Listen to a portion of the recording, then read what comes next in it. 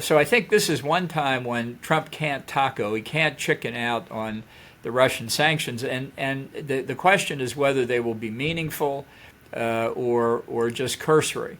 I have thought for some time that what Trump really wants to do is just get out of the negotiations with Russia to write it off. He doesn't see a ceasefire. It was always illusory to think he could get one quickly, but he's now tried for 6 months and can't get one. I just think he wants out.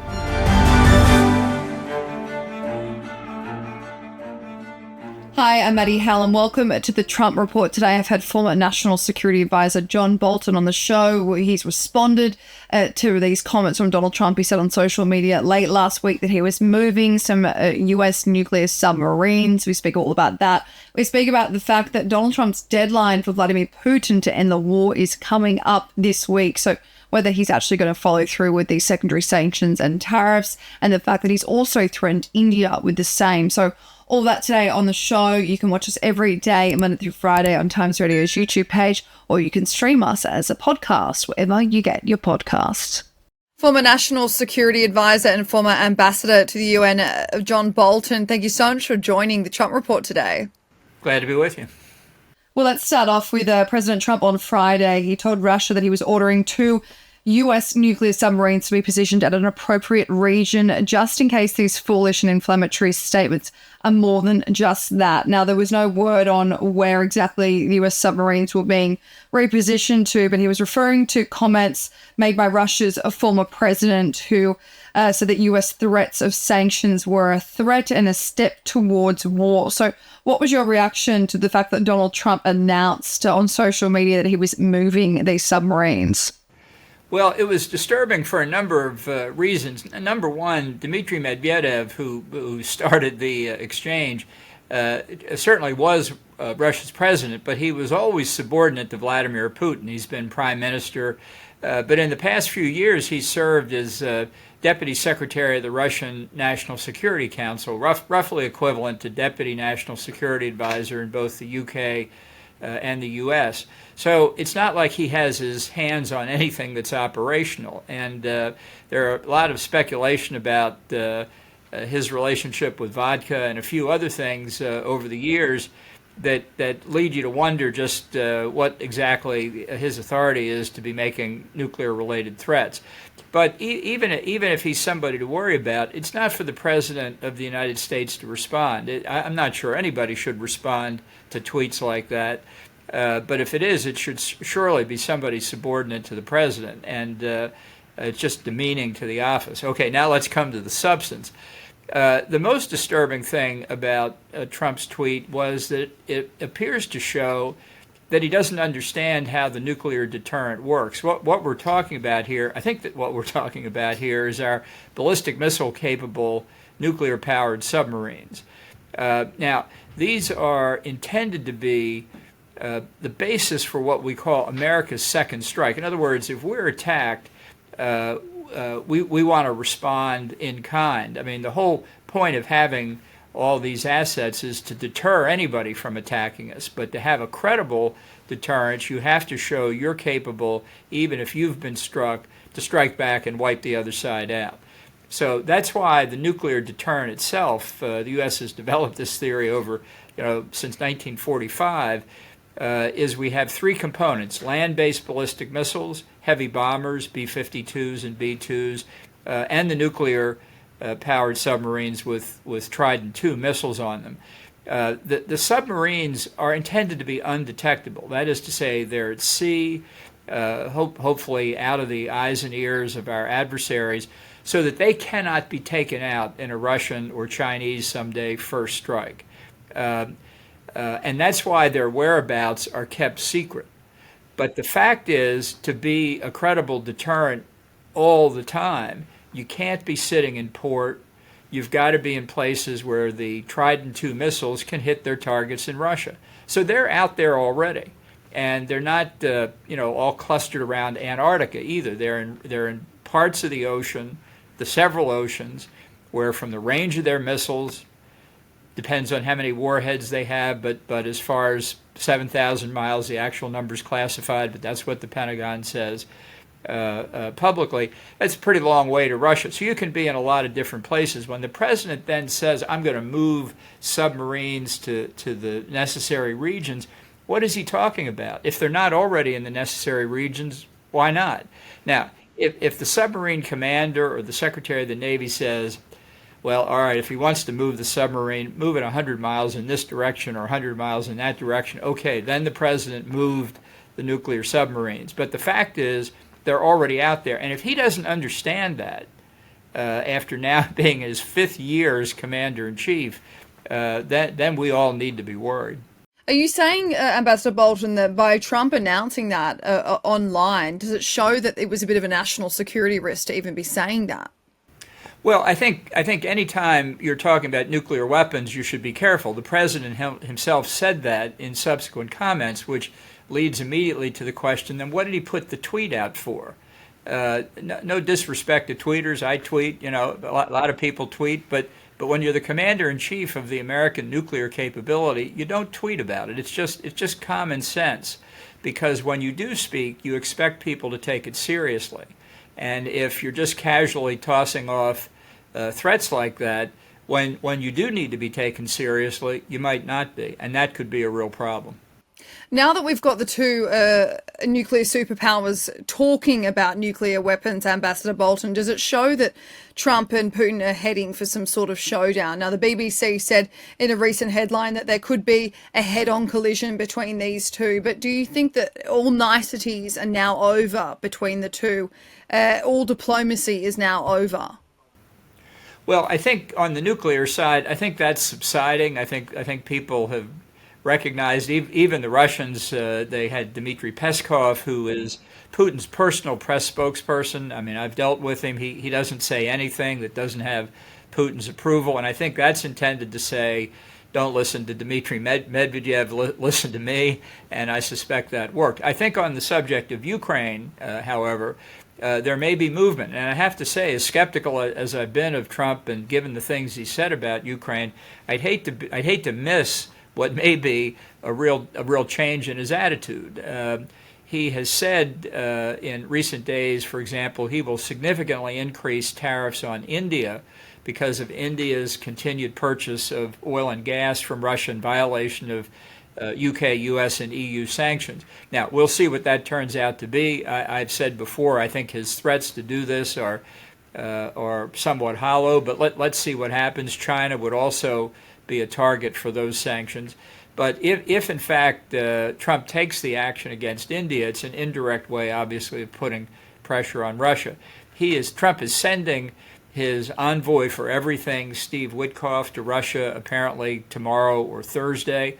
The most recent deadline that Trump had given the Kremlin for reaching a ceasefire with Ukraine was this Friday, August the 8th. So the Witkoff trip looks like being a kind of a last-ditch effort to see if there's anything to negotiate.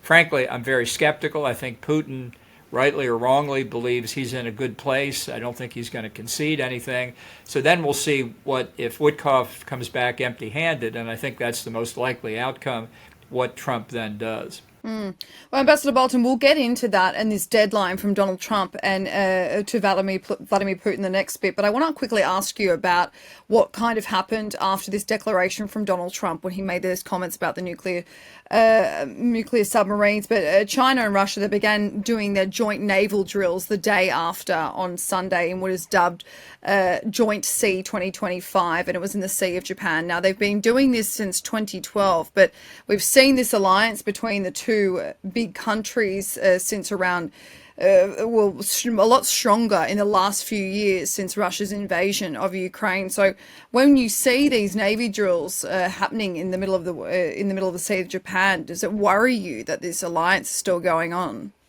Well, I think in fact it's becoming stronger, and I really would put it in. I would characterize it as being an axis. I mean, Putin and Xi Jinping made a statement a couple of years ago where they said this was a partnership without limits, and that's a pretty strong statement. It's not fully formed yet, but it's got outriders like Iran, North Korea. They used to have Syria before the regime there was overthrown, Belarus, Cuba, Nicaragua, Venezuela in the Western Hemisphere. They're moving along, and And this poses a real threat, not just to Japan or the United States, but to Europe as well, because a real Sino-Russian alliance, although it looks like the Cold War days, really has the Chinese in the driver's seat. And it should be saying something to Europe that they're not just facing Russia in Ukraine.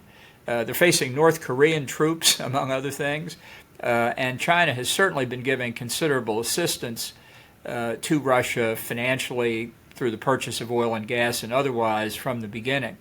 But these joint maneuvers in the Sea of Japan, which is immediately to the west of Japan, between Japan and the Asian continent, obviously very worrying to Japan, which has fought wars with both Russia and China over the years, and should remind people in Europe especially that Japan is on the front line of the European conflict too when it faces off against Russia and China. It's not just Russia's interest in Ukraine; it's Russia's interest in the Pacific too.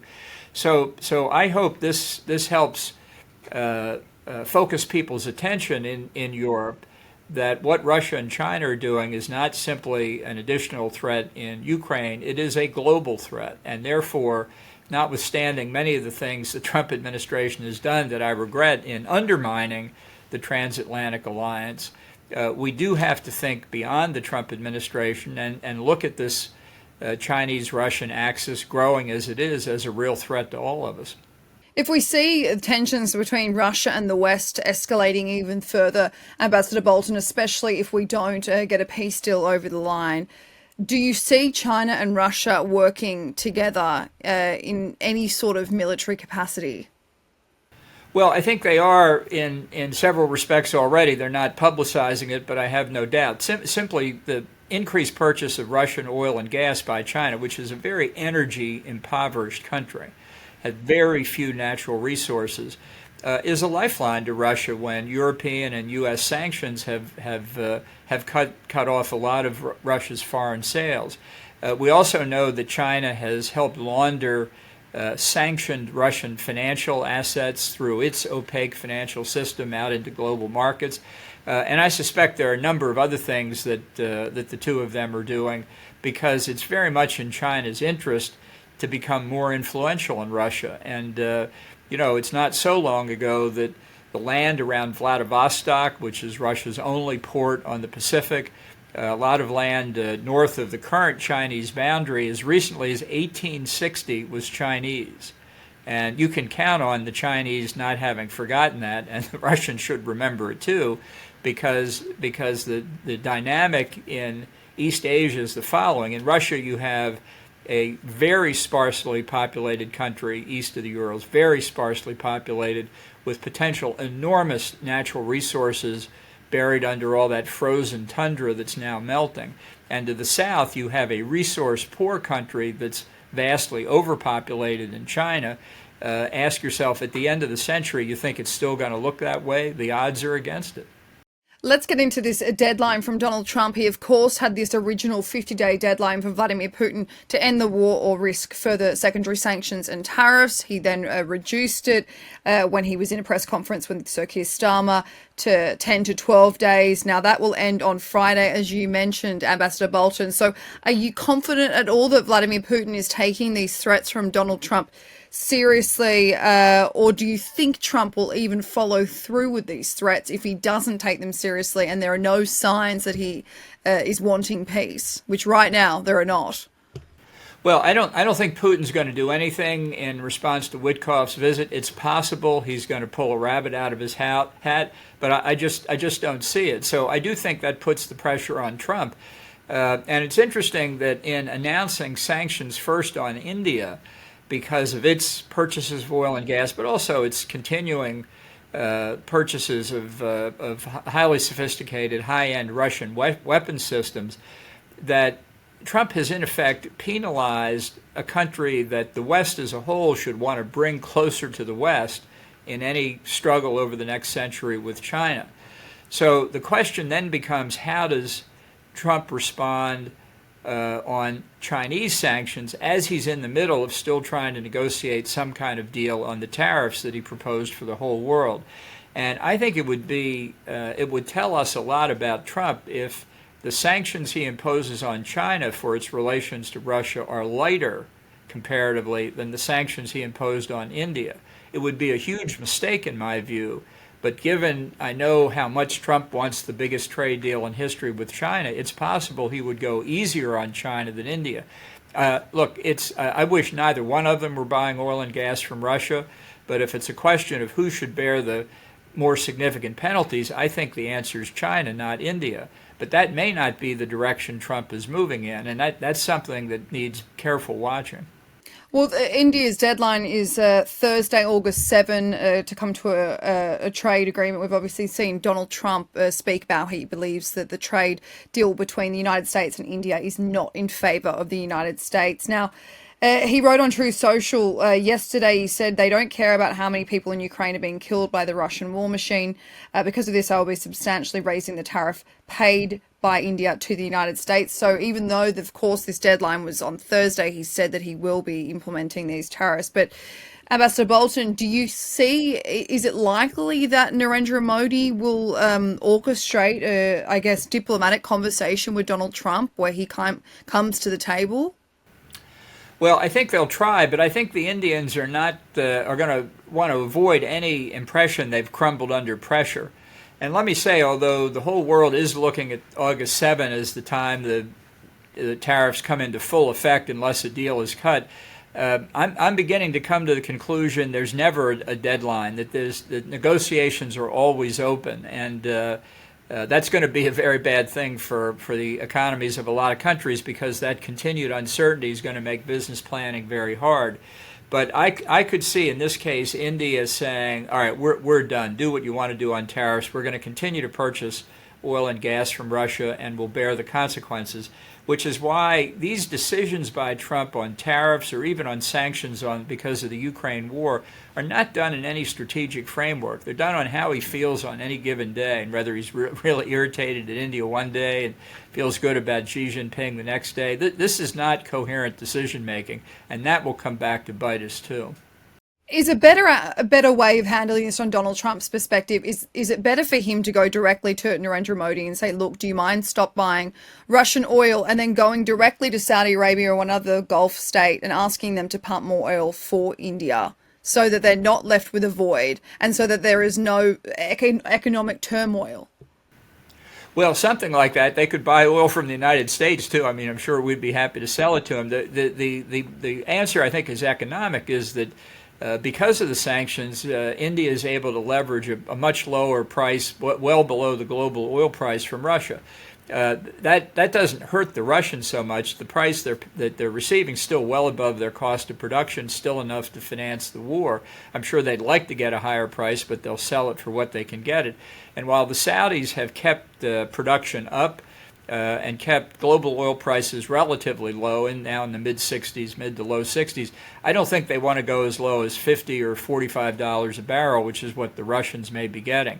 So there is an economic problem there, and all this was foreseeable. If we wanted better relations with India, which we should have been working on the India issue much more intensively than we apparently have been. I think it also underscores a problem across the board for Trump, is that our trade negotiators are just overwhelmed at this point. We didn't have the bandwidth to do 90 deals in 90 days, and the deals we have, even with the UK and Japan and the European Union, hardly look like they're final to me. So it just underscores the continuing uncertainty even after the end of this week, especially with an important country like India.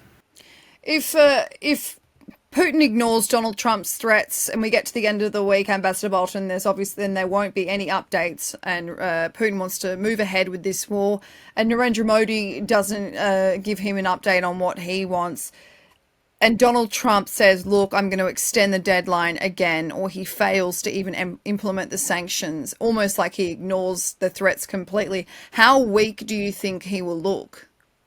Well, I think he will look very weak. That would suit Putin just fine, because it would worry the Ukrainians, understandably.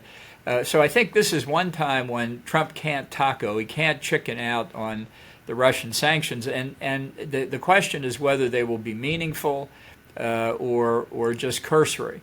I have thought for some time that what Trump really wants to do is just get out of the negotiations with Russia to write it off. He doesn't see a ceasefire. It was always illusory to think he could get one quickly, but he's now tried for 6 months and can't get one. I just think he wants out. But he doesn't want to be humiliated on the way out. So my view now is that he'll probably do something, but how strong it is remains to be seen. We've had from the European Union, for example, 18 packages of sanctions against Russia since February the 24th, 2022, when Russia invaded. 18 packages. I mean, why didn't we have one on February the 25th? It just goes to show that the way we've imposed the sanctions, the way we enforce them, has not been effective. So the marginal impact of one new set of sanctions on Russia may look good for a day, but may not deter Putin at all. You mentioned this before, but Trump's Middle East envoy, Steve Witkoff, will be heading to Moscow Wednesday or Thursday for what would be his fourth round of talks with the Kremlin. So are you confident at all, Ambassador Bolton, that any sort of advancement in these negotiations can be made? I don't see any prospect of that. I think Putin still believes that he's making progress on the battlefield. That's true in terms of square yards per day that the Russian forces are getting, but the human costs they're suffering, killed, wounded, missing in action, to us would be unacceptable, but not to the Russians. And it's critical to understand that for Putin, just as for Zelensky, this is a very serious conflict. Trump has said before the war was senseless. Yesterday he said it was ridiculous. It's no wonder Trump can't get a deal between the two countries, because that's not how they feel about it for very different reasons. The Ukrainians are fighting for freedom and independence, and the Russians are fighting for the Russian Empire. So, my sympathies are not with Russia in this struggle, obviously, but no one should underestimate how strongly the Kremlin feels about this. And so the most likely outcome, I think, is Witkoff just has a friendly meeting with Trump's friend Vladimir Putin, but no substantive outcome.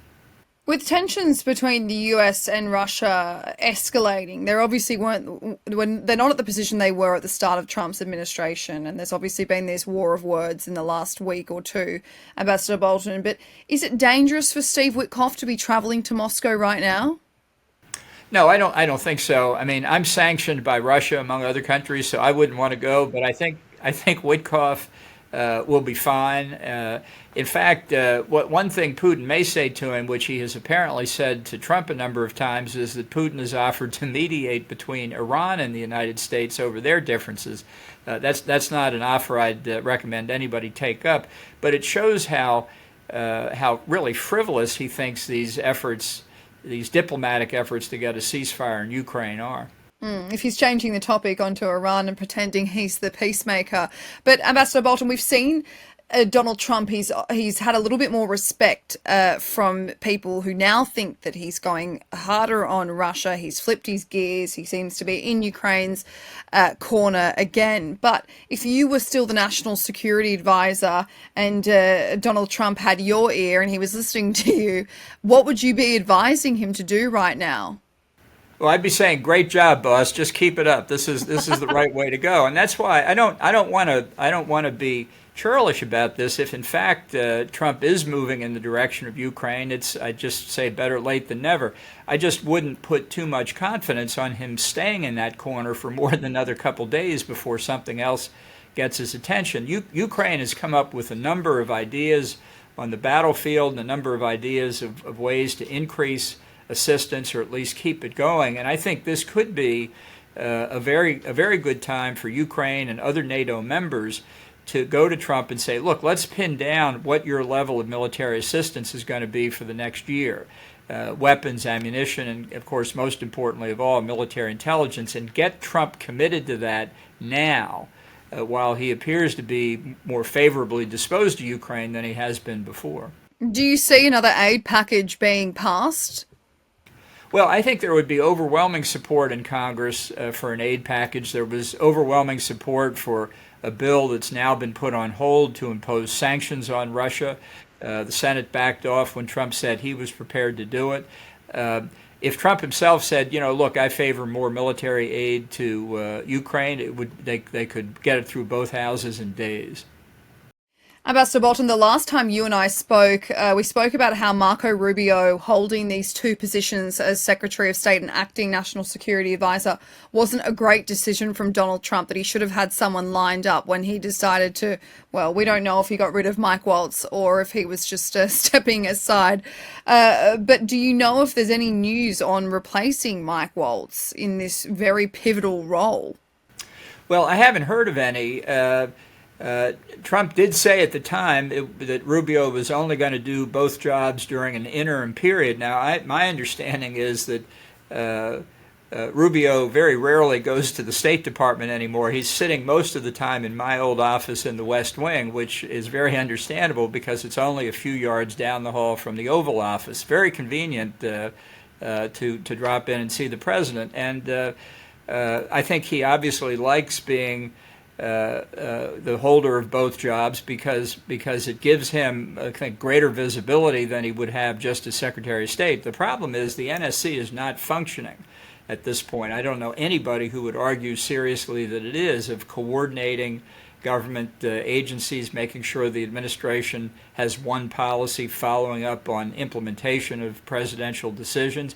And that's why you've had these unusual events like the pause in aid to Ukraine that the president didn't know anything about, questioning the AUKUS submarine agreement with the UK and Australia. Where is that going? Turmoil at the top of the Defense Department.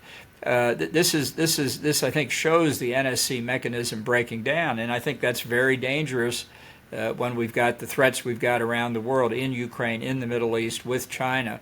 So the sooner the better for the president to pick a new national security advisor, in my view. Well, on the note of China, a Republican Senator, Roger Wicker, he's reportedly heading to Taiwan this month. Trump hasn't publicly commented much on whether he wants the US to be defending Taiwan should China invade the island.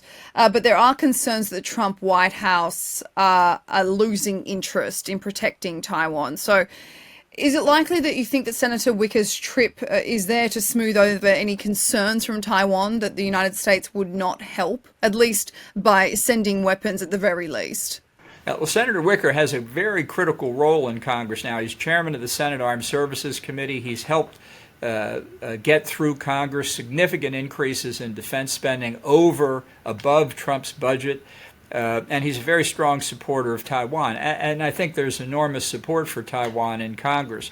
But the Taiwanese are very nervous. They know what Trump has said about the difference between Taiwan and China in the past. They're very worried. They didn't get a trade deal by August 1. They worked hard on it. They're another victim of the lack of bandwidth among Trump's trade negotiators. And I think they're worried, for example, another thing from the Defense Department was a senior official went to Australia and said, we want you to commit to the defense of Taiwan. And the Australian said, well, that's fine. Are you committing to the defense of Taiwan? And this fellow from the Defense Department said, no, but we think you should. So this is the kind of thing that in Taiwan gets people upset, as it should. And it's very dangerous, I think. It's one reason I think we should abandon the policy of strategic ambiguity, because I think it undercuts support for Taiwan. And maybe Wicker will come back with some ideas on that he can give to Trump on how to proceed. Well, several analysts had warned that China was planning for a 2027 invasion of Taiwan. Are you worried that China is still planning on doing this? I think the danger in the near term is real, and near term I mean a year or two. It's a classic authoritarian playbook move when you've got domestic problems, and China does have domestic economic problems. We'll have more depending on how the tariff war goes.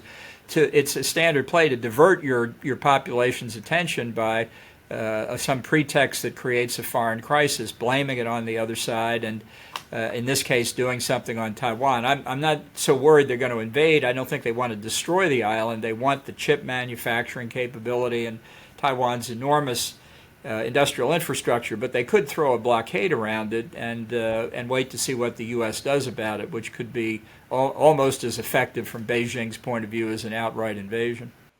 Former National Security Advisor John Bolton, thank you so much for joining the Trump Report. Glad to be with you.